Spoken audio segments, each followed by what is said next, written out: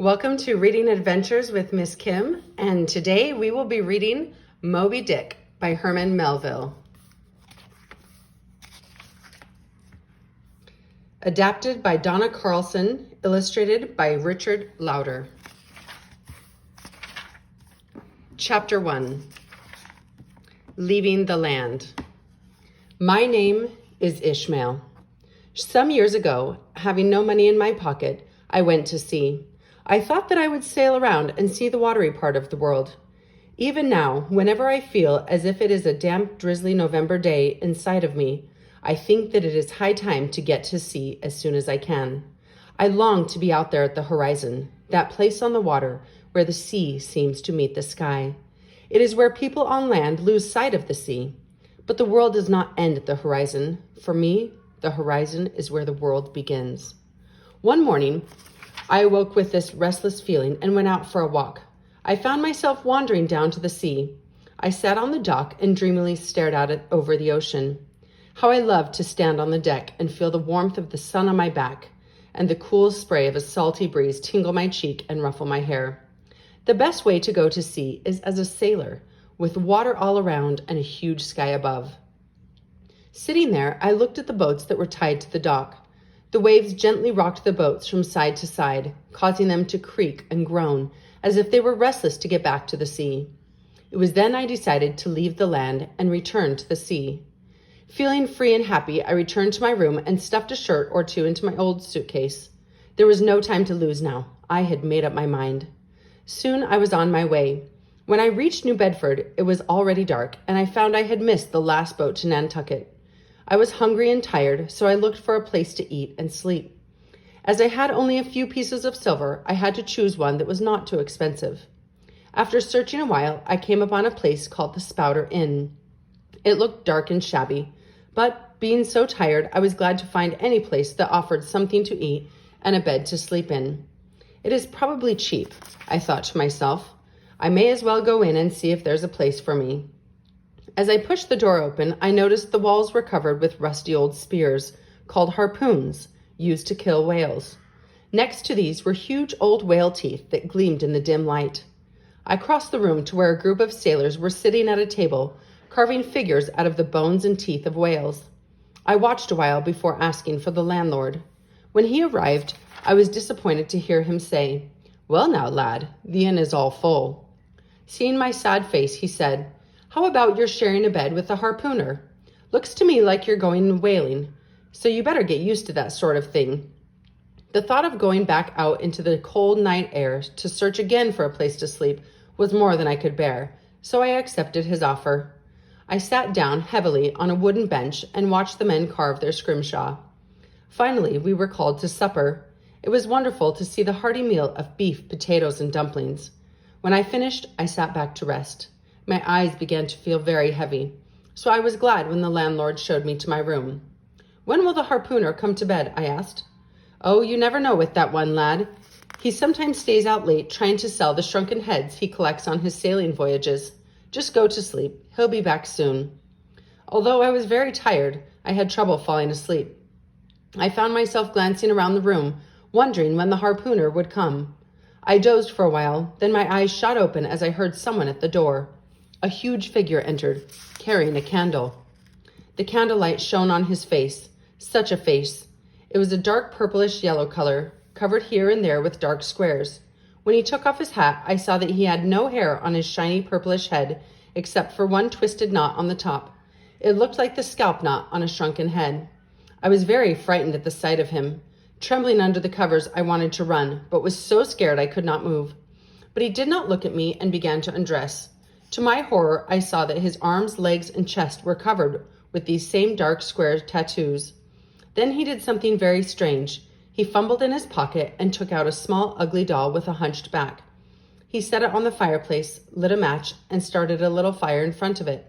I realized that this object was a wooden idol. He knelt down in front of the doll, began to sway back and forth, and to sing a weird song. Was he praying? Maybe this man was the devil. I became more afraid. He then got up, put out the fire, and returned the idol to his pocket. Suddenly, he jumped into bed beside me. I screamed in terror. "Who you?" he yelled in surprise. I was so frozen with fear, I could not answer him. "Speak to me," he said. I saw him grab his tomahawk, but still I could not move. As he came toward me, I somehow managed to scream, and then I yelled out, "Save me!"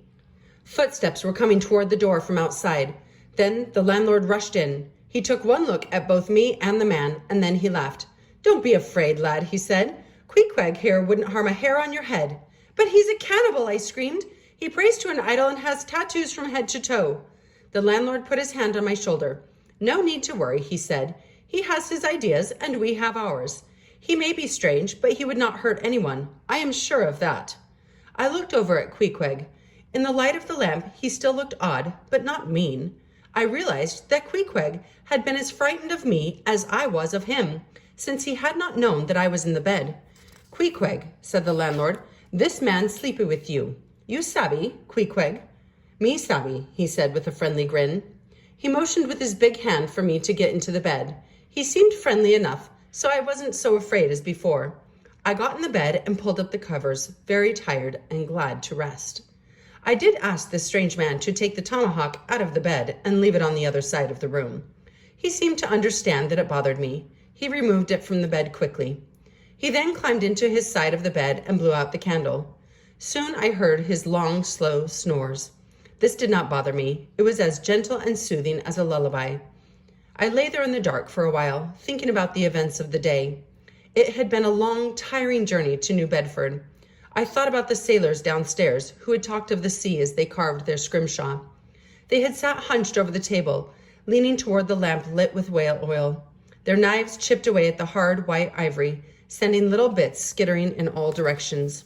One or two of them were expert at the craft, and as they whittled, I could see the shapes beginning to form on their pieces of bone, a ship in full sail or a seagull. Then I thought of Pequod. I smiled a little, remembering my terror at first seeing him. I had never in my life seen such a strange-looking man, but now, when I looked over at him sleeping so soundly, I had a good, safe feeling. As I began to fall asleep, I thought to myself that you cannot always tell what the inside of a person is like by just looking at the outside. I never slept better in my life. Chapter 2. The Pequod. Early the next day, all the sailors sat down together for breakfast. Their faces had the look of men who live outdoors. Tanned brown as coconuts, the older ones had faces as hard as leather and cracked from squinting into the sun. Pequod sat at the head of the table. He was quiet and cool as an icicle. Reaching his arm over to the middle of the table, he speared a steak with the tip of a harpoon. He did not eat any of the rolls and coffee, but just kept gobbling the beefsteaks. When he finished, he left the table to sit in the corner and smoke his pipe.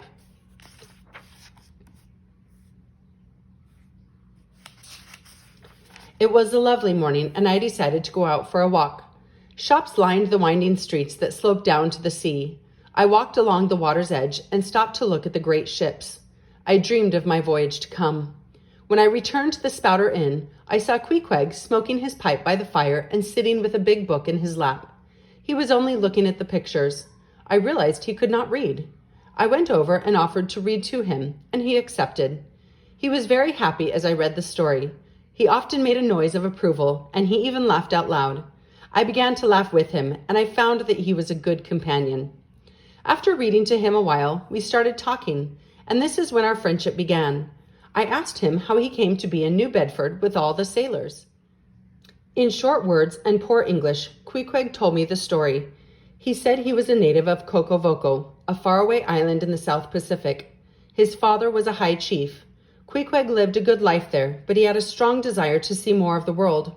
One day a foreign ship stopped to visit his father's island. Pequod paddled his canoe out to the ship, climbed the rope ladder, and hid on deck. The next day, already far out to sea, he was discovered. At first, the captain was angry, but Pequod soon proved to be a strong seaman and a skillful harpooner. Pequod explained to me that his world was very different from ours. However, one thing he learned quickly, he said, was that within all groups of people, there are kind men and there are unkind men. I told Pequod my own life story. Then I told him of my desire to go whale hunting, and he offered to teach me. I accepted, shaking his hand excitedly. We planned to start out the next day for Nantucket, where we could find a whaling ship and begin our adventure. We talked about whaling until the landlord called us to supper. After finishing our meal, we went to bed. We had to awake at dawn to catch the boat to Nantucket. We arrived the next day on Nantucket Island. Surrounded by water, the people there are connected to the sea from the time they learned to walk. With the sand beneath their feet, they breathe the salt air and fling their poles into the water for fish. Their lives depend on the sea, and many men from Nantucket become some of the world's finest whaling seamen. We made our way along the beach, stopping to ask if anyone knew of a whaling ship that needed help. We learned there was a ship named the Pequod about to leave on a long voyage. Arriving at the ship, we saw on deck a tall man dressed in a blue coat, scowling down at us. "Ahoy!" I cried to him. "Are you the captain of this ship?" "Why do you want to know?" he called back, still frowning. "We want to join up with you," I said. "I'm not the captain. I'm the owner of this ship. Peleg's the name. Know anything about whaling?" he asked. "No, sir, but I want to learn, and my friend here will help me," I replied. "Oh, is your friend there such a great harpooner then?" asked Peleg. Before I could answer, Queequeg stepped toward the man and said, "You see that spot of tar on a beach far away?" "Yes, I see it," said Peleg, looking far off onto the deserted beach. Queequeg picked up his harpoon, and with a great heave of his arm, the harpoon sailed through the air and landed exactly on the spot of tar. He then looked over at Peleg and said coolly, "If that spot was a whale, that whale be dead."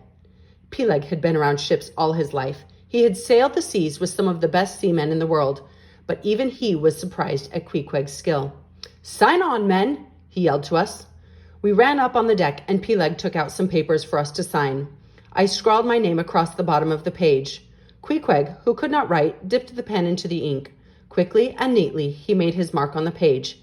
It looked like this: a cross. I noticed that it was the same mark as a tattoo on his arm. This done, I said to Peleg, "When do we meet the captain, sir?" He frowned. "No worry, lad. That's none of your concern. Captain Ahab is not feeling very well these days, but he'll be fine once the voyage is underway." I had a feeling that something was wrong, but I tried to put it out of my mind. We left the ship and began walking away from the water when a stranger pulled on my jacket and stopped us. "Mates, have you signed with the Pequod?" he asked us. He was strange and a shabby man, dressed in a faded jacket and patched trousers. A rag of a black handkerchief was tied about his neck. He pointed a dirty fingernail in my face. He asked again, "Have you signed with that ship?" "Yes, we have," I said. I started to go. "Have you seen Old Thunder yet?" "Who is Old Thunder?" I asked him. "Captain Ahab," he answered. "Why do you call him Old Thunder?" "Because when he gives an order, he roars like thunder in a storm," he replied. "Did you hear about his leg?" No, what of it?" I said. "He lost it to a whale. Now he has a leg carved from a whale's jawbone," said the stranger. My stomach gave a little kick when he said this. He put his scraggly face up close to mine and whispered, "There's to be strange troubles on that ship, mates." "Yes, sir." "Well, good day to you." Then he was gone.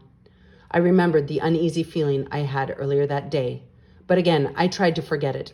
It was a fine day, and Queequeg and I wanted to celebrate joining the crew of the Pequod. Queequeg and I began to talk of other things. Chapter 3. Captain Ahab. The next few days were spent in busy preparation for the voyage. The old sails needed mending, and new sails were brought aboard. Harpoons, food, water, and fuel were being loaded. The sailors raced around trying to complete preparation for the journey.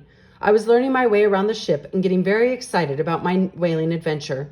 At last, when everything was ready and the orders were given to sail, I felt a chill up my spine. Then I heard the order, "Man the vessel! Blood and thunder! Drive 'em aft!" My dream of becoming a whaler had come true. We were on our way. For several days after leaving Nantucket, nothing was seen of Captain Ahab. I was curious to see this man with one leg who roared like thunder, but I was a bit frightened too. Meanwhile, I met the rest of the crew. There were 3 chief officers on board. Starbuck was the first mate. He was a native of Nantucket and knew the sea as well as he knew his name. Stubb was the second mate. He was a fun-loving fellow who puffed on his pipe all day. The third mate was Flask. He was short and stocky, but a good sailor all the same. Queequeg, of course, was a harpooner. There were 2 other harpooners on the ship as well, Tashtego and Daggoo. I was one of dozens of sailors aboard. They were of all shapes and sizes and spoke many different languages. From talking to the crew, I learned about the importance of whaling. Cities all around the world depended on whaling for money and jobs. Many people became rich from whaling. Some people who live on the land do not like whalers. They do not like to see the whales killed, and they worry about the danger to the sailors. Most of the sailors did not think about these things too much. Right or wrong, this was what they did. Whaling was an important part of their lives, and they didn't know how to do anything else. One misty morning, I stood on deck and watched the dark waters churning below, tossing the ship recklessly. The waves sprayed icy foam high into the air, and tiny chinks of ice dashed against my face and chest. Through the fog, I could see the figure of a man. As the mist cleared a little, I noticed he had only one leg. He did not speak a word, but stood there, looking straight out over the water. As I watched him, a shiver ran through me. Days passed, and we glided far out to sea. At night, the sky was like an immense black velvet tent, glittering with a million twinkling jewels. The days were blue and breezy. One clear day, a group of us were on deck doing our chores when a whisper swiftly passed through the men. "Captain Ahab is on deck." We looked up, and there he stood, silently waiting for the men to gather round. Everyone dropped what he was doing and came forward. For several moments, he did not say a word. Then suddenly he shouted, "What do you do when you see a whale, men?" "Sing out to the sailors," their voices cried. "And what do you do next, men?" "Lower the boats and go after him," the men shouted. Ahab motioned to the sailors to gather around closely. "Listen here, and listen well. Keep your eyes open and look sharp. Look out for a great white whale." Tashtigo spoke out. "Captain Ahab, is this the great white whale that is called Moby Dick?" "Aye," cried Ahab, "that's the one. Do you know him?" Some of the crew said that they knew the whale. They had seen him on other voyages. "Was that the whale that took your leg, Captain?" asked Starbuck. "Aye, the very one," answered Ahab, with fury in his eyes. "He got hold of my leg and bit it right off at the knee, left me forever to walk with a stump." Ahab shook his fist at the sky and shouted, "Aye, but I will get that whale. I will chase him around the world. Are you with me, men?" "Aye, aye," shouted the harpooners. "God bless you," Ahab half shouted, half sobbed. He took out of his pocket a solid gold coin and hammered it to the masthead. "Whoever spots him first will earn this gold piece." The sailors cheered and shouted. Ahab looked to his first mate and saw that Starbuck stood away from the others and did not join in their cheers. "Mr. Starbuck, why the long face? Will you not chase the white whale? Are you not brave enough for Moby Dick? This would surprise me." Starbuck stepped forward. "I am brave enough for any whale, Captain," he said. "I have seen the beast with its crooked jaw and huge spout that spits fury. I know my work. It is not Moby Dick I fear." "What then, Starbuck? Speak out." "It is you I fear, Captain Ahab. Your anger at the whale is too great. Your fury places us in danger. I came on this voyage to hunt whales, any whale. You are here to kill Moby Dick. You want the whale that took your leg. Your anger asks for more than bravery. It asks for our lives." Ahab listened to Starbuck, but seemed not to hear his words. He looked to his crew and shouted out for all to hear. "Are you not one and all with Ahab, your captain? This is to be a great hunt. You men were born to kill this whale, this greatest of all beasts. It is to be the grandest adventure of your lives and mine." Captain Ahab ordered mugs of rum for everyone. Lifting his mug high into the air, his voice rang out, "Drink, you harpooners! Drink, you seamen! Drink to the death of Moby Dick!" The men raised their mugs and drank. "Death to Moby Dick!" they all cried.